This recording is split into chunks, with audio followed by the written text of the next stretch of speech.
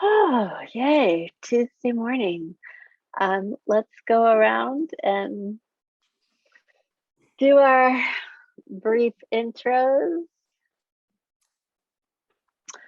An image that conjures up today for you and where you sit in the world. And Gail, do you have an image for today? Anxious chaos. Got a lot going on this week, including our day of remembering on Friday, the 21st at 3. And I'm feeling a little bit like I have so much to do. So anyway, and it feels chaotic.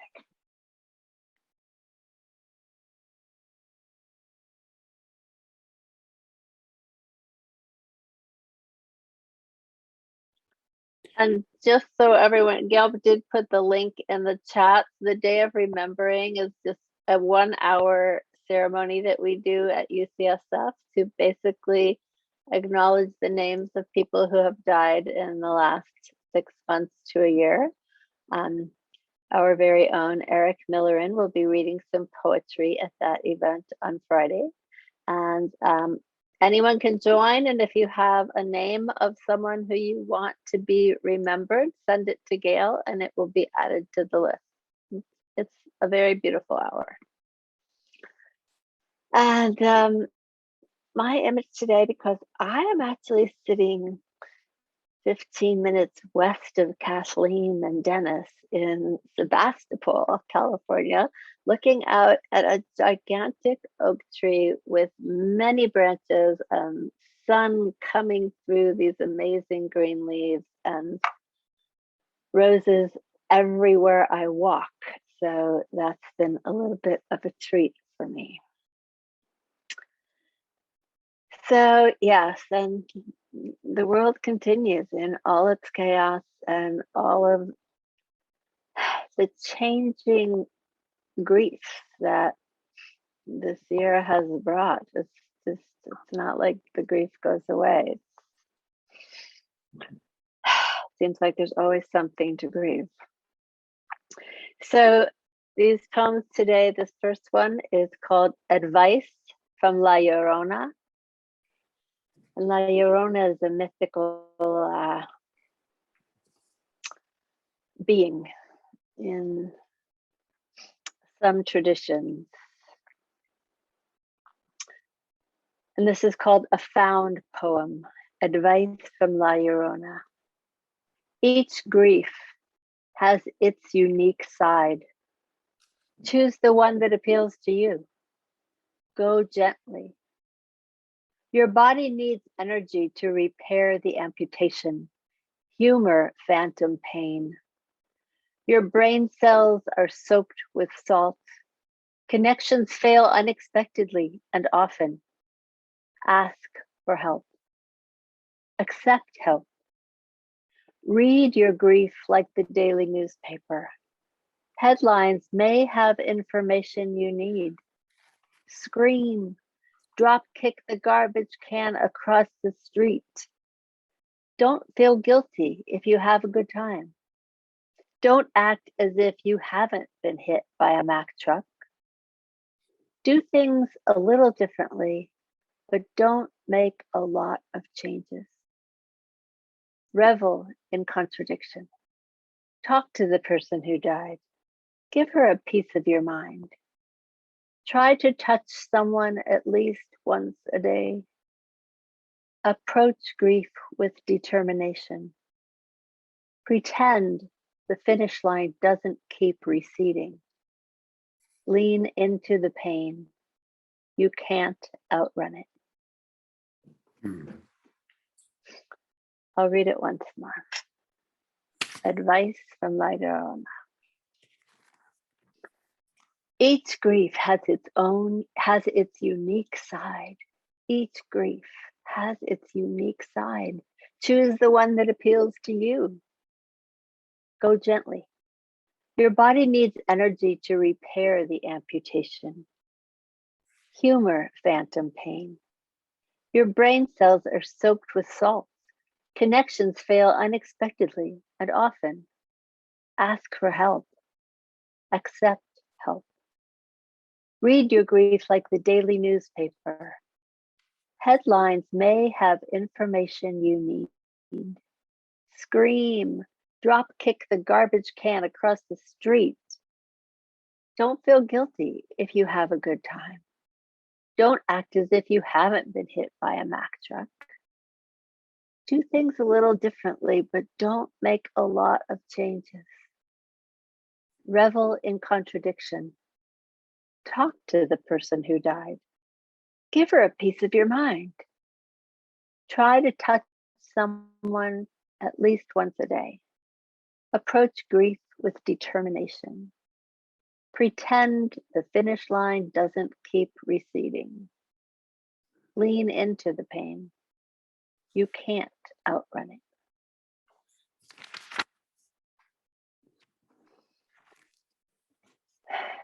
What speaks to you in these words? Talk to the person who died. Your body needs energy to repair the amputation. Your brain Revel. cells are so. Sorry, Will. Well, Will and then Nina? okay, your brain cells are soaked in salt. Revel. Oops. Oh, sorry. Revel in contradiction. Headlines may have information you need. Don't act as if. Pretend the finish line doesn't keep receding. Yeah. Read your grief like the daily newspaper. Lean into the pain. You Don't- can't outrun it. You haven't been hit by a Mack truck.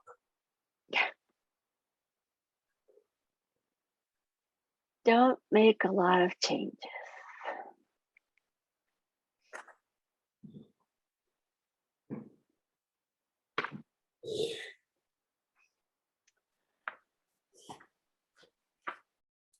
So as always, if there's a line that really resonates for you, go ahead and use it. We can use each grief has its unique side, or ask for help.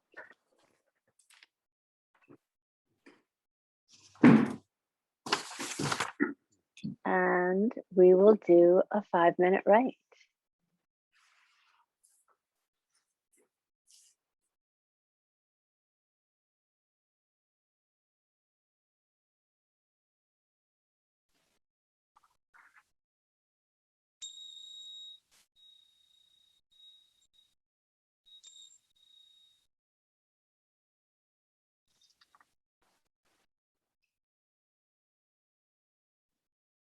Is there someone willing to start reading?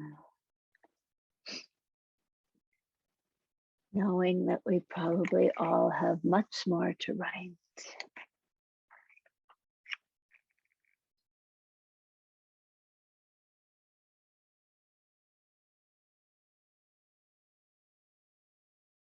Okay, I'm going to read this second poem called Grief by a poet named Matthew Dickman. Matthew Dickman.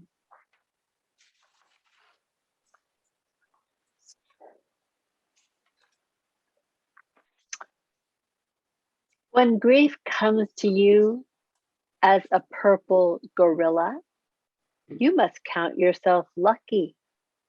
You must offer her what's left of your dinner.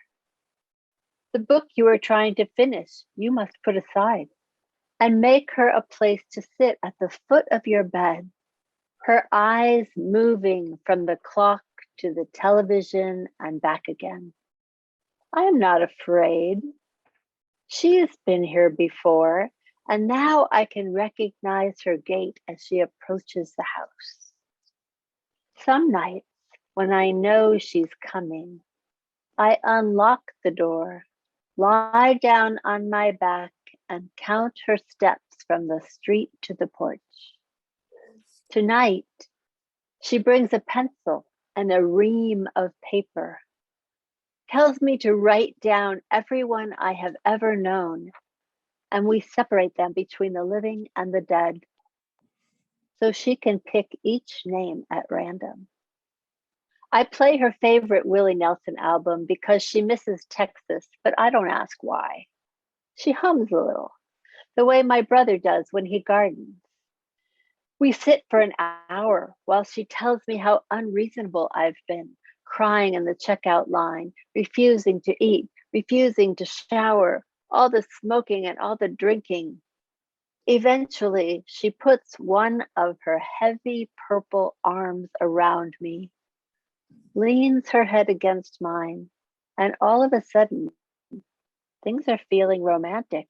So I tell her, things are feeling romantic. She pulls another name, this time from the dead, and turns to me in that way that parents do so you feel embarrassed or ashamed of something.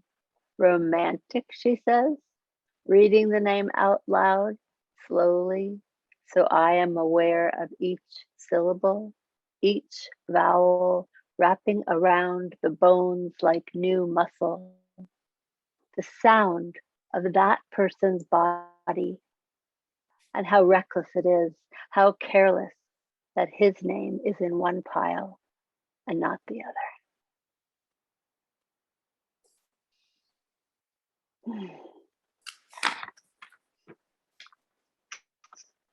I'll read it one more time.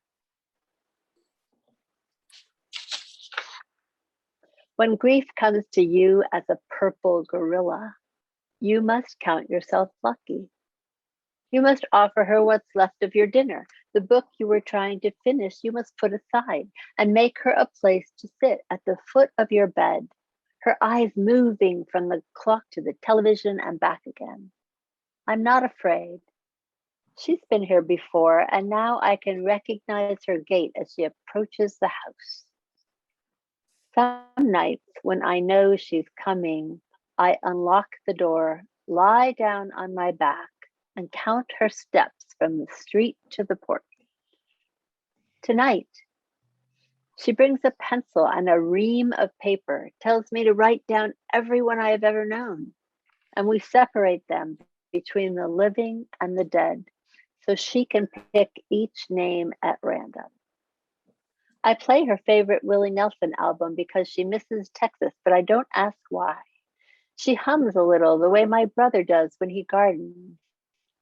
We sit for an hour while she tells me how unreasonable I've been, crying in the checkout line, refusing to eat, refusing to shower, all the smoking and all the drinking. Eventually, she puts one of her heavy purple arms around me, leans her head against mine, and all of a sudden, things are feeling romantic. So I tell her, things are feeling romantic. She pulls another name, this time from the dead, and turns to me in that way that parents do so you feel embarrassed or ashamed of something. Romantic, she says, reading the name out loud slowly, so I am aware of each syllable, each vowel wrapping around the bones like new muscle. The sound of that person's body, and how reckless it is, and how careless that his name is in one pile and not the other.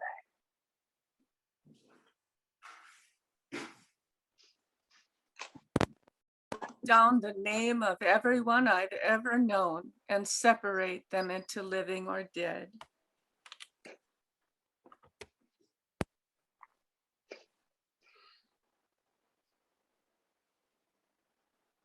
How reckless it is, how careless. All of a sudden, things are feeling romantic.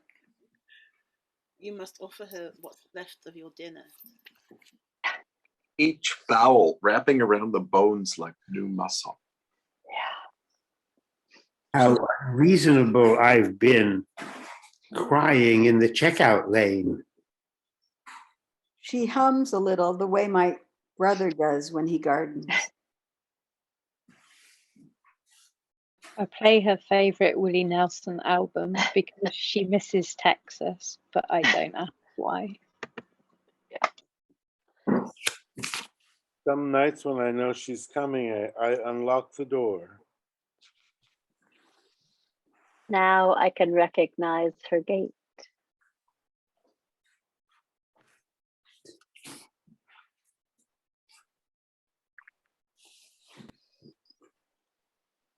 So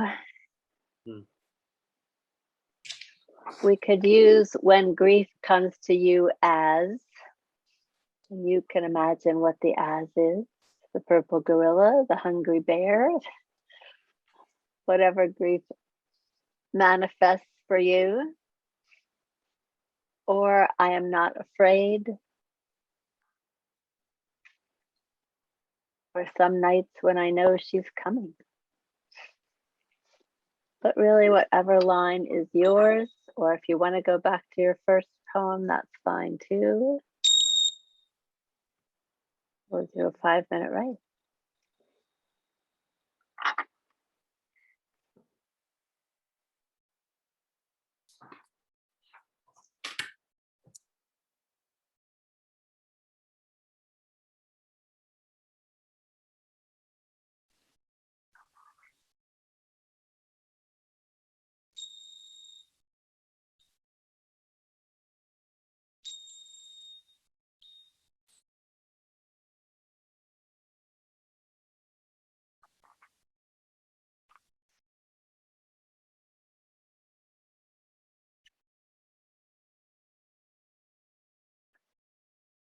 Is someone willing to read?